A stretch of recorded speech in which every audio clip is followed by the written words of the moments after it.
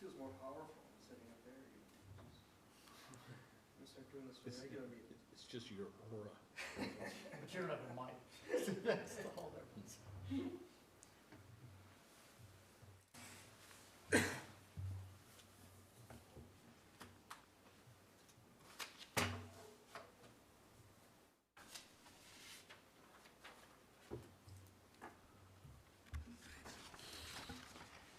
Good evening. Before tonight's Planning Commission meeting, we have a public hearing. Notice is hereby given that a public hearing will be held by the Town of Delafield Town Board and Planning Commission on Tuesday, January 4th, 2022, starting at 6:30 p.m. at the Delafield Town Hall, W302 N1254 Maple Avenue, Delafield, Wisconsin, 53018. The purpose of the hearing is to consider a request by Nathan Ward, agent for STC Towers, LLC, 3311 North, 100 East, Warsaw, Indiana, for a conditional use permit to construct and operate a communications tower on land located at S12W31032 Summit Avenue. Specifically, the tower will be located approximately 515 feet north of Summit Avenue and 98 feet west of Maple Avenue. The property owner is Mrotz's family. The property is also known as tax key number DELT 0852-999. So anyone interested in speaking at the public hearing should fill out a half sheet of paper and hand it to Dan and speak. And we should probably hear from the applicant first. Applicant first? Yes. Okay. I thought Tim was going to do an overview first, but. You want to do an over first, Tim? You can do that. All right, I'll give it my best shot, guys. So, good evening. Thank you for the opportunity to appear before you. My name is Nathan Ward. I reside in Racine, Wisconsin, 1200 Riva Ridge. Here before you to respectfully request permission to construct a new communications tower on the property as such described.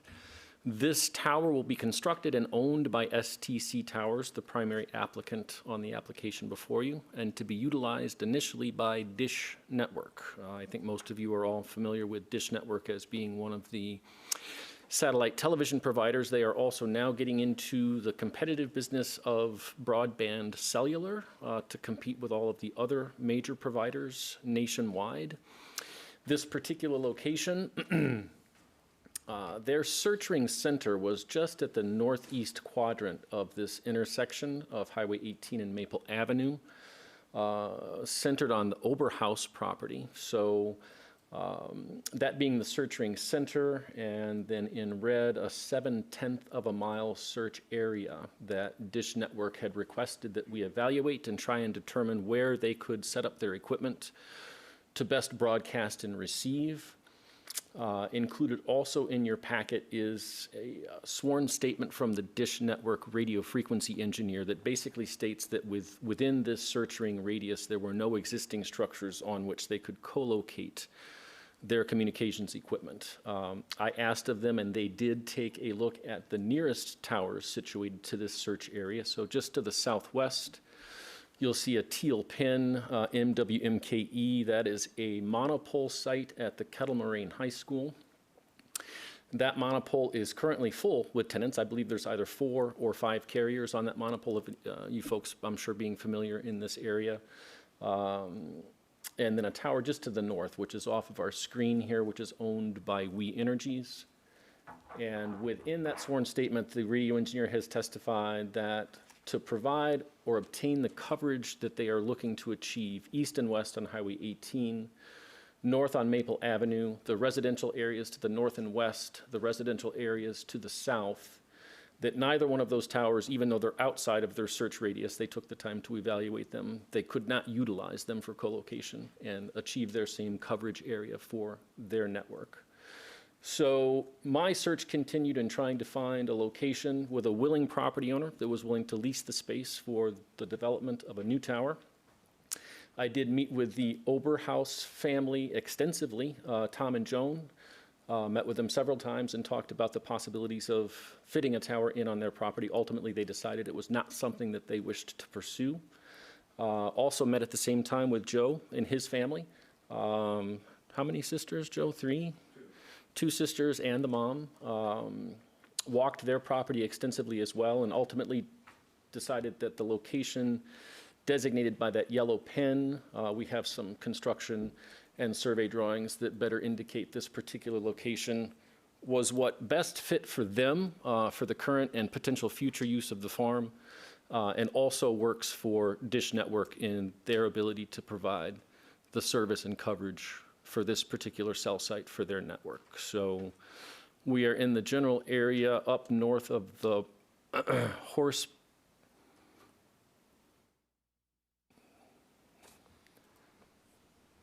Just right about where his cursor is there. So I had met with Tim, Dan Green, and there was another representative, Don, during a site walk to try and figure out, did this particular location make sense? A couple of things that we took into consideration were distance from the west right-of-way line of Maple Avenue. The tower is currently situated, Tim has it at 98 feet, we have it at 100 feet. It's only 2 feet difference. The tower there is designed with a 50% collapse radius so that if we should ever have a weather event with the design standards that these towers are constructed to perform to, it would fall within 50% of its radius, which would keep it on the parent parcel. The other indication or primary discussion point that we have to create a new access drive from Maple Avenue so we can come straight in west to the tower site.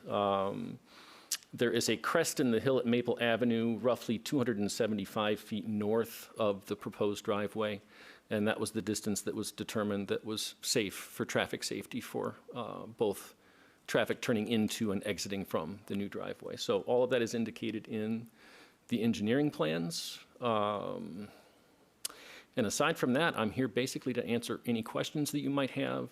There are several recommendations both in the staff report and in the draft conditional use that really don't quite fit with today's current standards and technology for cell sites and might fall outside of the state statute with respect to these uses. So there's a litany of them. I think it's important that we go through each one of them one by one at whatever point in the meeting that it makes sense to do so. Yeah, we'll be taking up the topic in the meeting itself, and at that point, we'll engage on those issues. But Wonderful. for the public hearing, we'll hear from the public. Okay, So anyone great. else? Tom? Assumed you were here for a reason. That's why I came, so I might as well. Tom Oberhaus, West 309, South 630 Maple. Yes, we own the land on the other side of Maple Avenue. Just want to voice my support for the project and thrilled that it's a communication tower and not another 30 houses. So. All right. I'll mark that down as a motion. Any other comments from the public? Hearing none, we'll close the public hearing. Call the meeting, the Planning Commission meeting, stand for the Pledge of Allegiance. I pledge allegiance.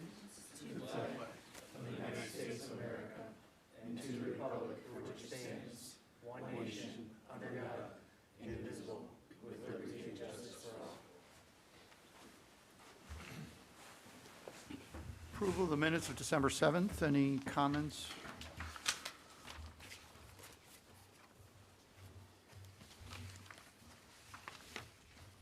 Motion, move to approve.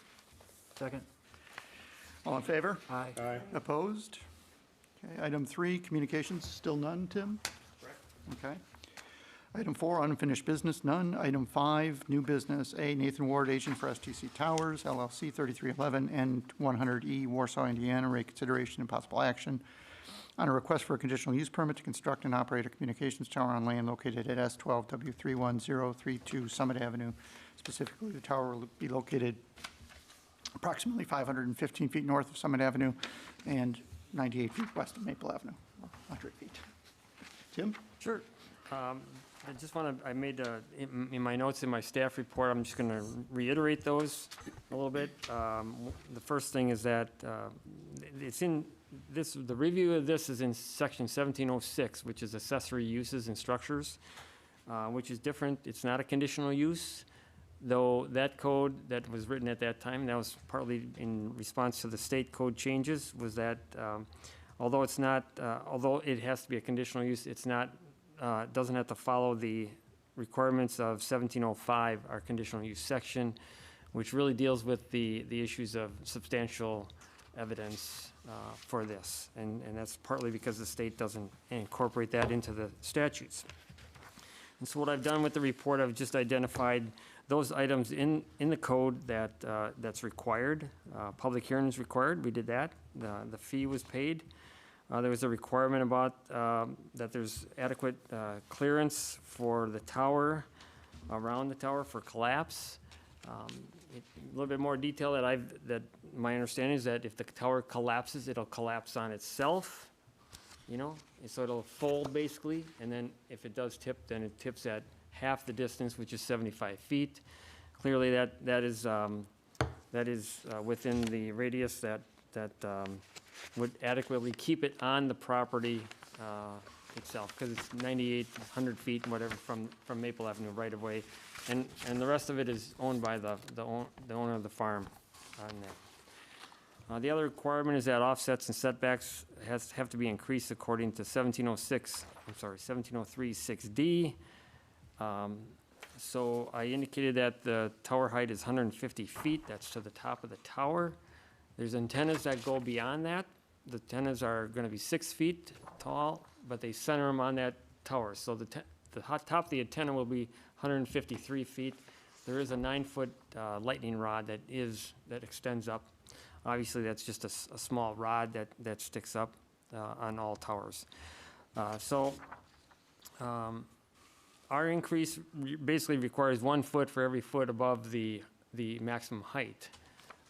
The code is, the code deals with a lot of buildings when we're dealing with that height increase, and we've done that for other buildings where we have, if someone wants that extra couple of feet on their height of their building, they have to be a couple extra feet on their offsets and setbacks.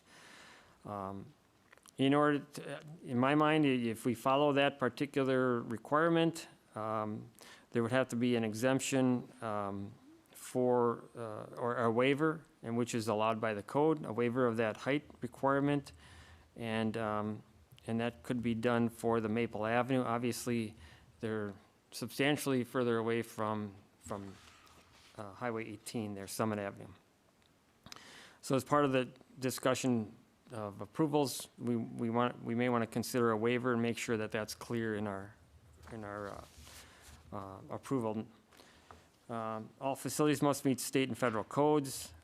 We did receive a FAA determination of no hazard to air navigation for the proposed tower, so that's in place. The other item is in the conditional use itself, which we'll talk about. In the past, we've talked about radio frequency requirements. The suggestion from Nathan was to basically include in their statement that says that they meet all FAA requirements, or that the condition is that they meet all FAA requirements on that. I don't know all those, so I can't go through all those and tell you what they are. But and then they have to show that they've evaluated why they didn't choose co-location. Nathan went through that process to let you know what they did for it. They did have a statement, as he said, from a radio frequency engineer who evaluates that. We base our decisions on what the professionals say on that. I mean, I don't know their system. I don't know. They did look at those other towers. So I can't say whether or not whether those towers could have, they're telling us that those towers were not what they are looking for as far as getting their coverage. And so I have to rely on that based on their professional on that. So they have provided some site plans. They've been reviewed. It's pretty simple. They have they're going to be leasing an area on that. Let me just pull that up. Let's see. Let's see if I can get those a little bigger. Okay.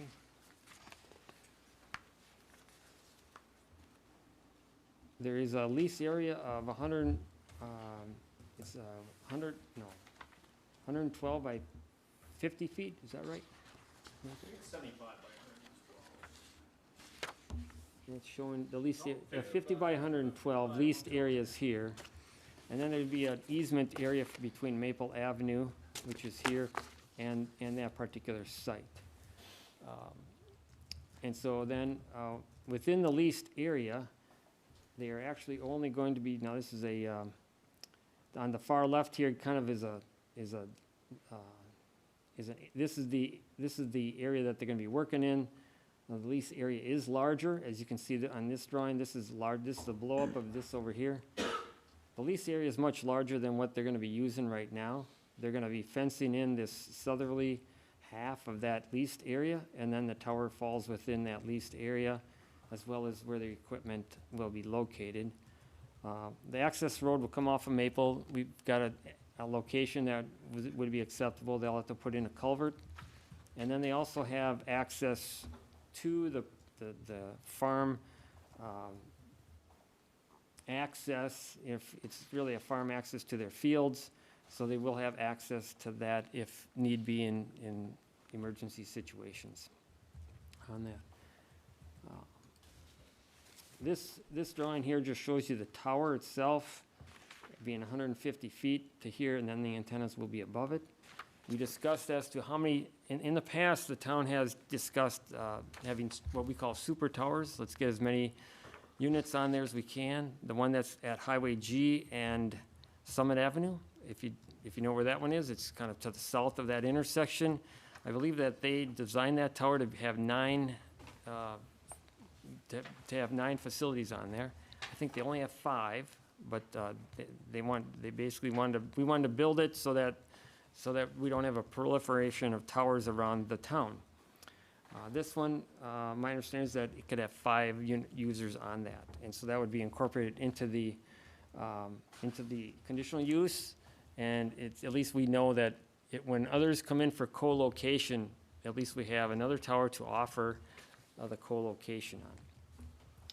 And then I just wanted to indicate, this here shows the equipment type cabinet that they would have. It's really a steel base, and then some framing that has the cabinet on it, and other electrical related items. My understanding is that the cables that will come through from the top to the bottom are within the tower itself, is what I read. Okay. And then, and one other one here, and that goes to around the southerly portion of that easement area that the lease area, they're gonna be putting up a 7-foot chain link fence, and then on top of that is barbed wire. So that gets it up to 8 feet. Our fence requirement is 6 feet, so we would have to give a waiver for the fence height to be 8 feet. We did the same for that tower at Highway G and Summit Avenue. Since this time, I've talked in my report about landscaping. That's just one of the issues that we may want to talk about. They've come back and they said that we would, instead of landscaping, they would put in vinyl slats in the fence for blockage, and maybe Nathan can expound on that a little bit more when we get into that. So what we're trying to do today is a recommendation to the town board with the conditional use. It's a draft conditional use. There are a number of items that they would like to discuss, and then we would, if anything, we would finalize that document and then get it to the town board on that. So some of the other things that I mentioned that would need to be part of the review and approval is the waiver for the increased setback from Maple Avenue, the allowance of the fence to be greater than 6 feet in height. In the past, we've talked about enclosing the equipment in a building as opposed to just allowing it to be in just kind of on a steel or aluminum frame there. And then they've indicated that they're gonna design it for up to 5 users, and so that'll be incorporated in there. But we can impose any kind of conditions that we want on there, including landscaping, architectural design, type of construction, anchoring of the structure, construction commencement, completion dates, lighting, fencing, planting screens, hours of operation. Things like that are all noted in the code that we can impose onto them. These sites typically don't have very many people coming to it, and so traffic is not really an issue. We feel that the location is going to be adequate for site distance. For the few vehicles that are going to come, I think it was once a month, was that the? At the most. At the most, so, I mean, that's once it's up, of course, construction would be more. My understanding is construction would come through the farmland initially. We may Oh, yeah. utilize both entrances. Okay. Primarily, I think the scope of the construction would involve the creation of the new access drive and try to use that as the Okay. primary source. Yeah, Okay. otherwise, there's a tree clearing and the horse pen, Yeah, fencing that, we'd rather not okay, disrupt that if we can avoid it. yeah. And part of the whole, once the plans come in, we will require erosion control, tracking pad, things like that are normal for construction.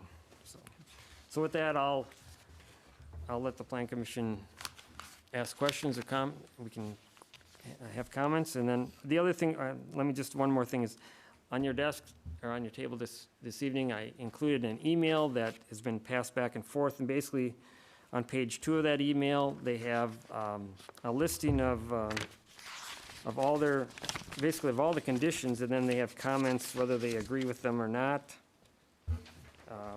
And so, some of these things regarding where they refer to the statute, I have passed on to Attorney Larson for review, because they wrote the original.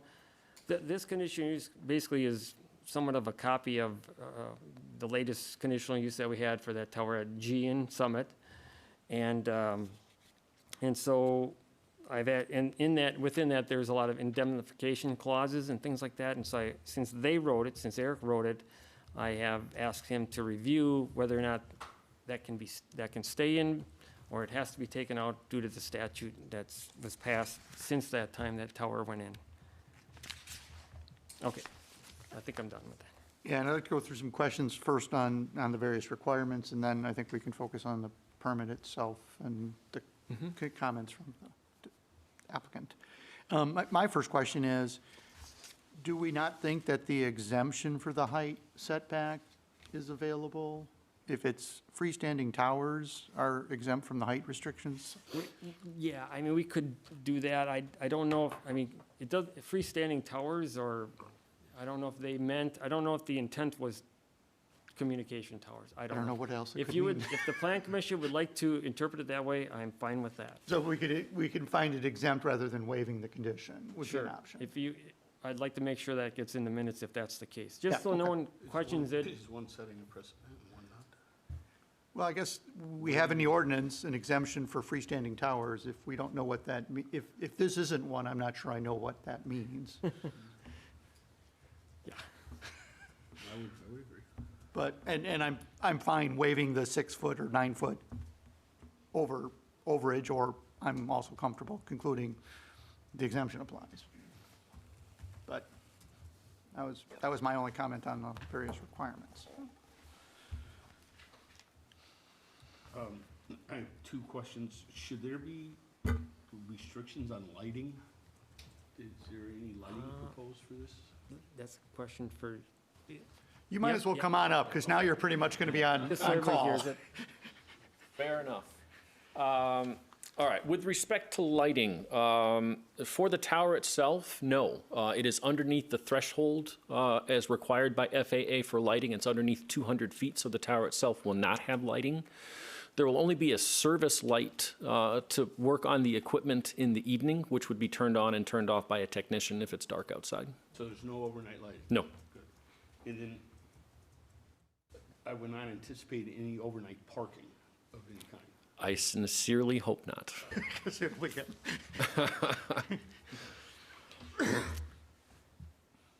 And you say you're open to putting vinyl slats in the chain link fence? Yeah, and I think maybe I would like to address the vinyl slats with maybe the request for landscaping. I had just sent Tim a couple of additional emails. I don't know if he recognized that yet or not.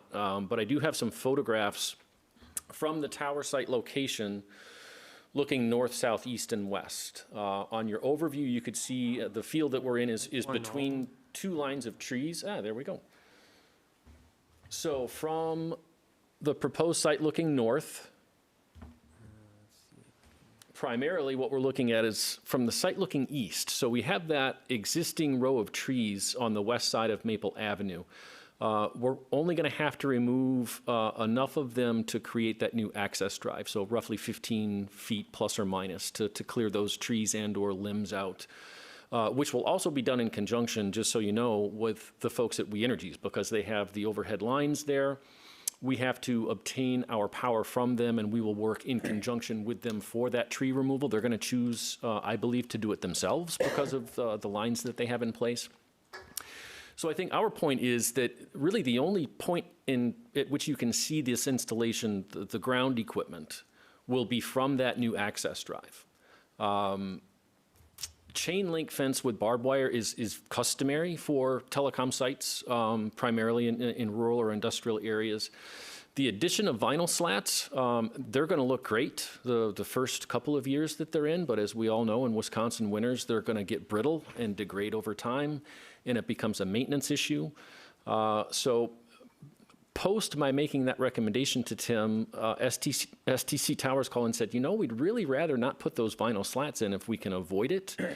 I think my point is, unless you stop at the driveway, you're not going to be able to see this equipment. As you're driving north and south, you're not going to see it. We feel that the existing tree cover, Tom's land use to the east is a farm. It's not as if there's residential buildings or a subdivision there. And then also speaking to enclosing the equipment inside of a building, I think that is really part of this general discussion. Since the permit that you guys issued for that tower that's a couple of miles east, technology has changed a lot. And fortunately, our equipment is getting smaller and smaller. If we could go back to the engineering drawings, all of the equipment that Dish is proposing to install fits on a 5-foot by 7-foot platform. So a traditional major carriers network 15 years ago would have been a 15 by 25-foot building with all kinds of equipment inside. As you can see now, we've advanced to the point where, I wish I had a pointer. In your upper left-hand corner, that big square box in the upper right, that is the primary equipment cabinet. It's 2.5 feet by 2.5 feet roughly, stands about 7 feet tall on a 1.5 foot elevated graded platform. All of the other equipment to the left is depicted better on the right here. So you've got your electronics, some electronic suppression, which are all mounted to an H-frame.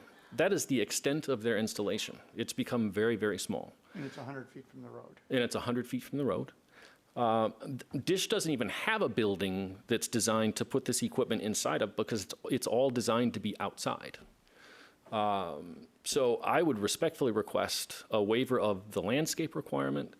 I would like to get away without putting the vinyl slats in because we know it's going to become an eyesore and a maintenance issue later, and allow them to place this equipment as it's designed. Technology has come a long way. I just have one last question. Is the 75-foot fall radius within the scope of any overhead lines? Is there the risk of knocking down overhead lines? There is not. We're within, the lines are in the right-of-way, and that 75 feet would be at the right-of-way line, so. Okay. And I'll speak very candidly about a weather event that causes this tower to fail. Those power lines will not be standing either. That's probably a good one. I had a question about the specific location of the tower. Was the placement, did that take into consideration the natural screening of the tree lines. Is that why you chose to go 100 as opposed to 150 feet? We looked at several items in conjunction with the family. And yes, natural screening from off-site views is something that myself as a site acquisition agent takes into consideration because I know that eventually I have to come before you and ask for permission to build this site. So yes, off-site screening, natural screening is much more effective than putting in a bunch of arborvitaes, which are also going to die within a year. So you won't have to take down any of the tree line to the west of the tower? The westerly tree line will get trimmed slightly, and that's all. Okay, but you won't have to go over it by doing the 150-foot site? Correct. Understood, thank you. Thoughts on the slats and the landscaping in the building? I mean, I think he's right about the vinyl slats. I think they do weather and look bad. Initially, I did not require the vinyl slats. it was just a proposal to They avoid had landscape. come back, but because I was talking about, well, most of the time in the past, we have required landscaping around these. Can you pull up the picture of the tree line on east? Because again, if there's a 15-foot cut in a 150-foot line of trees, you literally, It's this, yeah. Looking, yeah, right, that's the tree line along the road. view from site looking east. That's looking east. Yeah, that's So looking that's at, Maple Avenue's right behind that tree line. yes. But you're gonna have an opening for the driveway, of Yeah, course, but. right. 15, 18 feet. And Tim, I did send you it's a Google Streets view in that next email. Okay. It's not the clearest, but it gives you, it's right at the only current break in the tree, which is approximately where this driveway is going to go. So that's looking west from Maple Avenue. We'll utilize as much of this existing clearing as possible. But everything else is, So this is where the driveway's gonna be again? that's about half of that is where the driveway is, yep. Okay. It'll be a different view in the winter, granted. Yeah. See any pines? I will say, over time, the equipment has gotten smaller.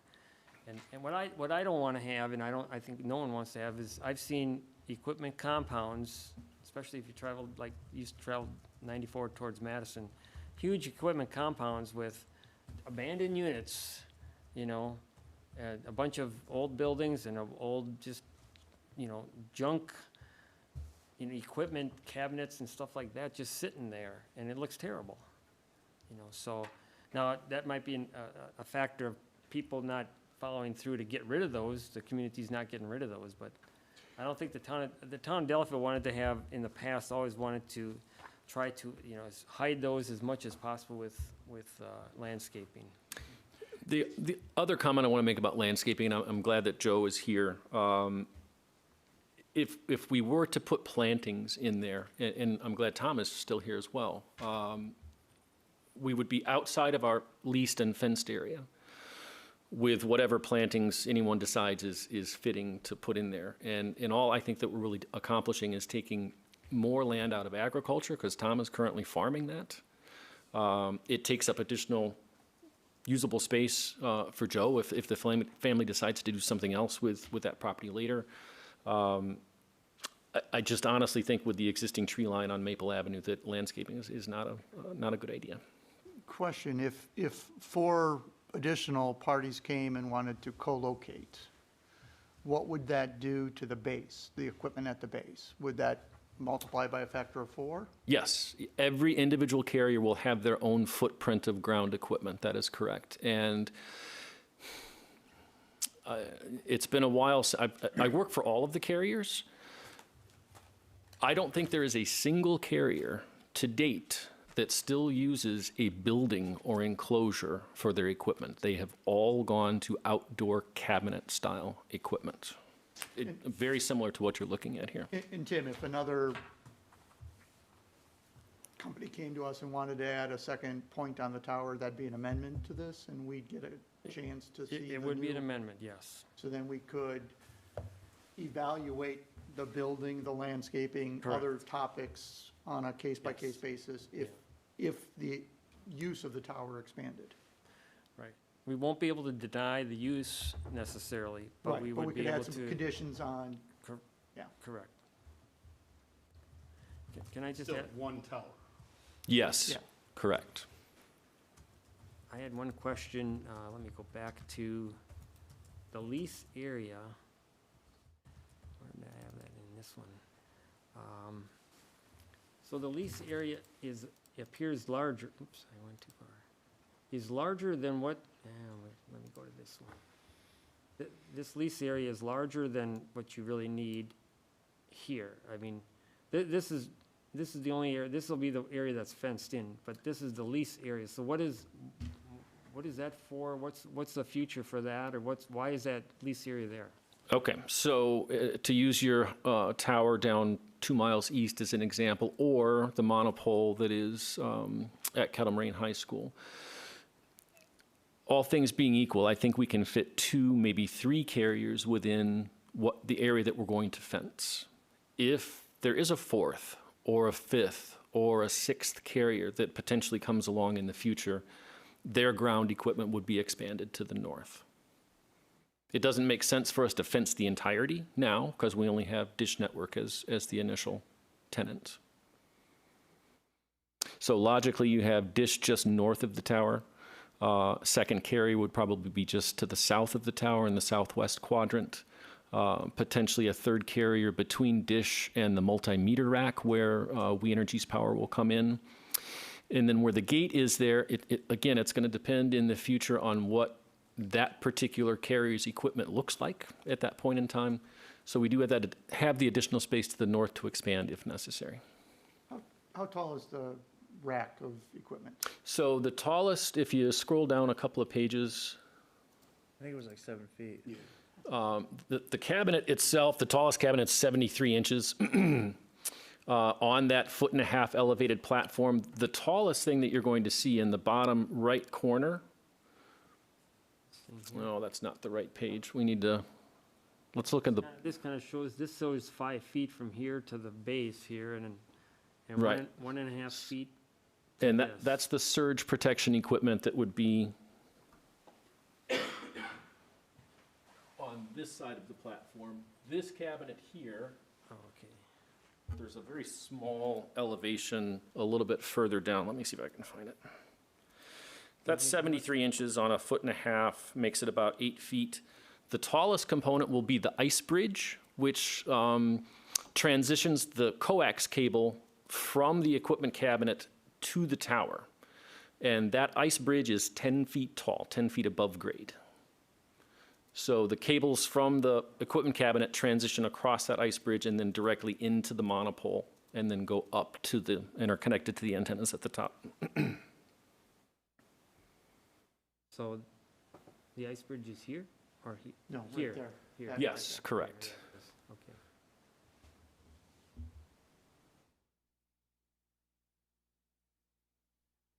I don't know where that detail is for your height, but that's, Yeah, it's a very nondescript, it took me a while to find it. lots of details. Give me 1 second. It's sheet A4, if you look in the bottom right-hand corner. Yeah, this is A4 here. So A4, the schematic or elevation in the bottom right-hand corner shows you the posts and then the transitional members. Sorry. That's it. And then in the far left quadrant, it gives the measurement of that ice bridge. And This is the ice bridge. just to read those dimensions off for you. This here? Yes, so 160 inches is the height of the posts, but those are embedded in the ground. And then it's a 10-foot span for that ice bridge, so it's essentially 10 feet by 10 feet.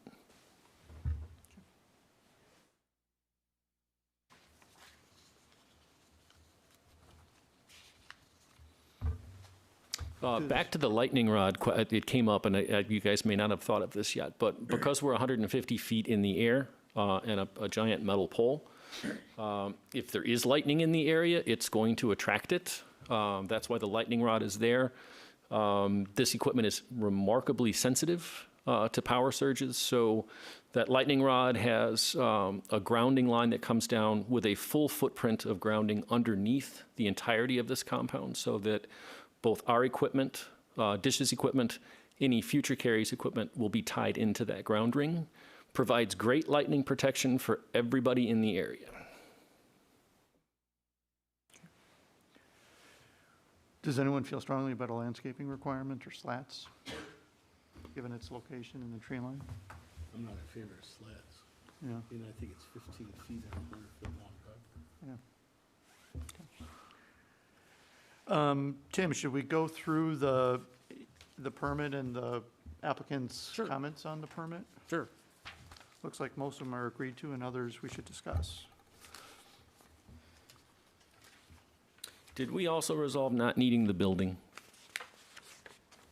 I think so. Okay, thank you. Tom, if you can speak if you have any Well- comments on these things, because you're going to be looking at it more Do than you, anybody. do you want landscaping, Tom? I'll plant landscaping around it every summer, Mike. That's what I figured. An 8-foot stalk of corn is pretty good landscape. If he's looking at it from his place, it's with a telescope. Tim, do you want me to run through this list? Maybe I'll do it. Okay. Real quick, so Go ahead. then I can, Before we head into that list, outside of that, because I know there is the question about the co-location on there, we keep referencing the one on Highway G. We've talked about how the one in Wales is already booked, but there is opening on G. G is simply way too far away. I only asked the radio engineer at Dish to provide feedback on the 2 towers that were closest to the search area. The tower at Highway G is almost 2 miles east of here, and their search radius was only 0.7 of a mile. That's why we did not evaluate that one specifically. Okay, thank you. okay. We'll just go through where they've acknowledged a number of these that will remain in there, but item C, that item would be updated for minimum 5 users. That was just a blank line in the conditional use, so 5 will be added in there. Item G and item I, that would be issues related to the FCC, and that's where I'm going to suggest that we add a statement that just says the facility shall be operated within the guidelines of the FCC in there. So it's a condition, it just kind of refers back to the FCC. Whatever they require is required, and we can't require more. Yeah, that's very simply stated, Kevin. Thank you. Many years ago, that was a big thing, the radio frequency for interference, and it was an issue that people had very. An issue yesterday with the 2 companies that wanted to use 5G and the FAA was fighting them. So it's still an issue. It's just an issue bigger than the town of Delafield. That's true, yeah. And I think a great example of it really not being a concern at the local municipal level would be both of these towers, the monopole at Kettle Moraine with several carriers on it, the big tower at Highway G with multiple carriers on it. They coexist and do not interfere with each other. And if they were interfering with anybody in proximity to them, you guys would probably know about it. So the FCC's done a very good job of bracketing off the radio frequency band to make sure that we don't interfere. Okay. Under H, that's the vinyl privacy slats, we're gonna remove that issue, as well as the landscaping as part of that. Letter J deals with erosion control, which they'll just, we'll give them whatever our standards are, and they'll have to meet that.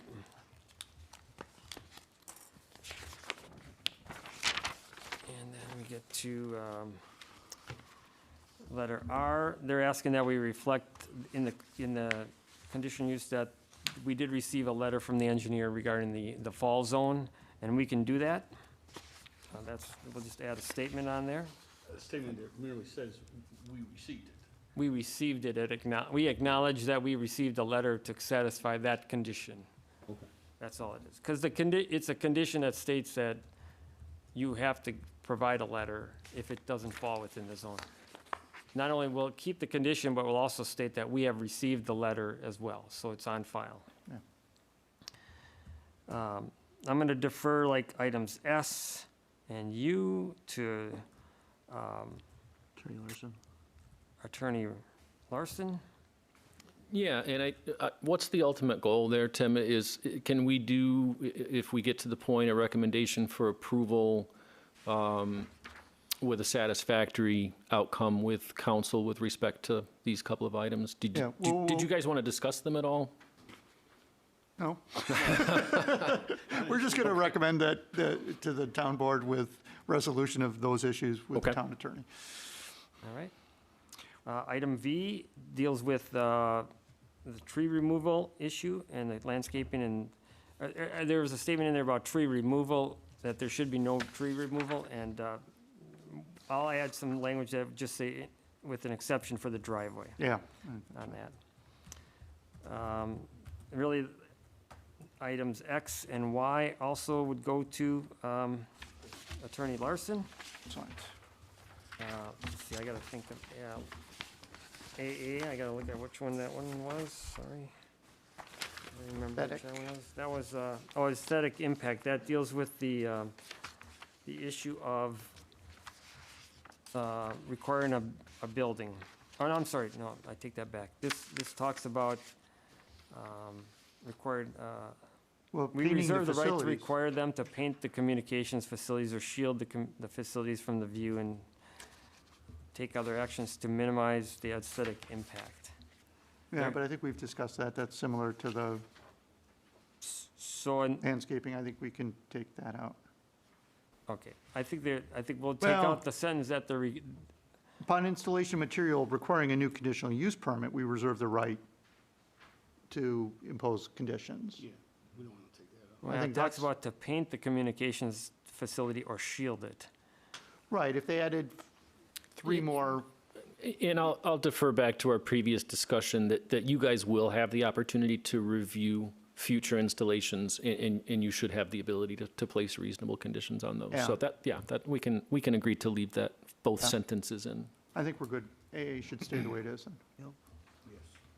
Okay, and then letter BB, these requesting any third party, that would just be myself and our attorney, Okay, which you've already signed off on paying us for. don't beat us up too Part of the bad. application. Part of the application, yep. Okay. So I think we've covered most, or everything that we had on my list of things that we had to deal with. I think that's everything, and one of the, in that litany of items that we did review and acknowledge, there is a stipulation that we place a performance bond in the amount of $20,000, and that is addressed and allowed by the Wisconsin statute, and we've agreed to do that. So if there ever is a point that something is in disarray there, if the tower is standing there without anybody on it, you guys would have the ability to rely upon those funds to rectify that. Okay. Any further discussion among this group? Questions, comments? I have a question.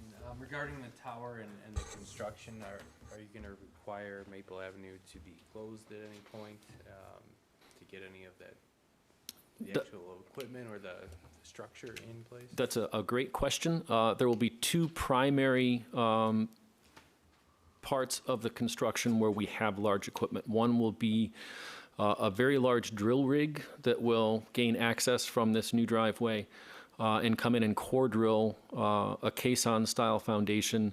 In my estimation, because you've got pretty solid soils there, right? It's not super sandy or silty.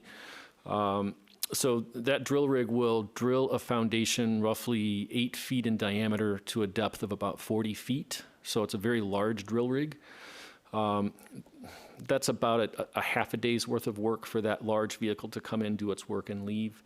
And then when the tower components are delivered, and then the crane comes to set those tower components in place. So the heavy traffic, construction traffic, really only spans 2 or 3 days. Everything else will be typical construction, contractor type vehicles that are coming and going. So the traffic impact is very limited. And even those pieces of equipment will come off the road, up the driveway. They're not going to be working from Maple Avenue and drilling 100 feet inland. Correct. There will be more impact by the work that We Energies does, Okay, the tree removal. the and tree removal opening and of the getting our entrance. power into the site than what we will be doing to get the tower built. Can we require that all equipment comes in off of 18? Yes. Oh, rather than from the north on Maple. Yes. Was that, I don't initially see that as a problem, but I'm not as familiar with the area as you guys are. Joe, do you see that as being any issue? Well, do you really want more traffic on the busy road? Yeah, not coming through the farm. Equipment in, if they're bringing in these big cranes, we don't want them to go on Maple Avenue and ruin Maple Avenue in some way. Well, It's a they- curvy They can road. come down 18 and up Maple Avenue Yeah, that's 100 what- feet and then turn in. Yes, that's Yeah, what that's I what mean. he's, okay, that's what he's sorry, suggesting is He's instead saying, of, don't come in Don't- Maple Avenue for Don't 4 come from the miles north down Maple Avenue and. and wind around. and wind Why around would you and want to damage all wind? the road. I don't think you can get them. Drill would want to do that, right? I wouldn't think that would be the route. Around construction line, must be- you're gonna take the shortest path. anywhere where the Google map tells you to go, that's where they go, so, and you'd be surprised. And did we just repave Maple down there? Or is it still beat up? I used to bike that a lot. It was one of the bumpiest. No. So maybe they could tear it up and then they could repair it. Well, you want me to, Question, if I may, so you're drilling this massive hole, where's all that soil gonna get hauled off-site? Traditionally, we would work with Joe and the family to determine where we can place it. Topsoil, if there's decent topsoil there, I'm sure you want to retain that to use it. Anything else, we would just typically spread on site, and we can work with both of you in that regard with, whatever makes sense. We don't want to haul it off-site if we can avoid that. I got a spot for you. Okay?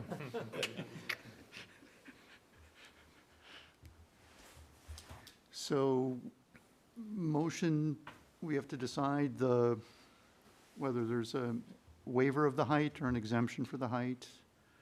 We need a waiver for the fence height and a recommendation for the conditional use with identified sections being determined by town council. Does that sound right? Well, I would take concur with you, Chairman, that it's a freestanding tower. It should be an exemption instead of a waiver. Yeah, I think that's the most straightforward way to do that. We could just have that reflected in the minutes, Dan? Yes. And then, okay, so then all we've got to waive is the 2 feet on the height, on the fence, which seems like a no-brainer. So we're making an 8-foot fence instead of a 6-foot fence Yeah. with barbed wire? Yeah. So I move that we grant the exemption for the extended fence height from our 6-foot to 8-foot fence with the barbed wire. Okay, you did. Any further discussion on that? Okay, all in favor? Aye. Aye. Opposed? Okay.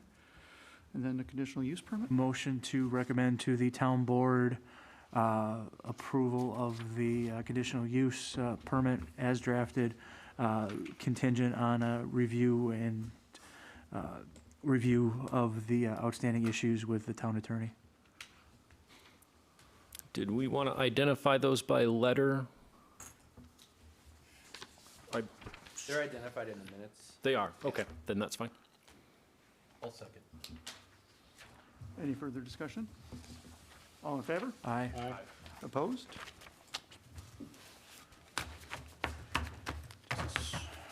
So is now when I can complain about being last on the agenda? Be thankful you're not here next month. Thank you all very much. Appreciate it. Nathan, we'll let you know when the next meeting is for the board. For the board, yes. Would that be the next scheduled meeting or dependent upon? Depends on Eric's review. Okay. Eric's So- review, and I have to finalize the document by tomorrow, which is tough. It's not Yeah, it's probably not gonna be next. Probably Not gonna be not- next week, Probably yeah. not next Tuesday, it'll be the following, whatever that. Yeah. They meet every 2 weeks? Yeah. Okay. So it'd be like the That's 20, whatever, the 25th, I 24th? think. 24th? Today's the 4th? Yeah, 4th, 25th. 11th, 25th. Okay, that's perfect. Okay, item 6, discussion, none. Item 7, next meeting, February 1st. Item 8, Motion to adjourn. Second. all in favor? Let's go. Aye. Thanks, everybody.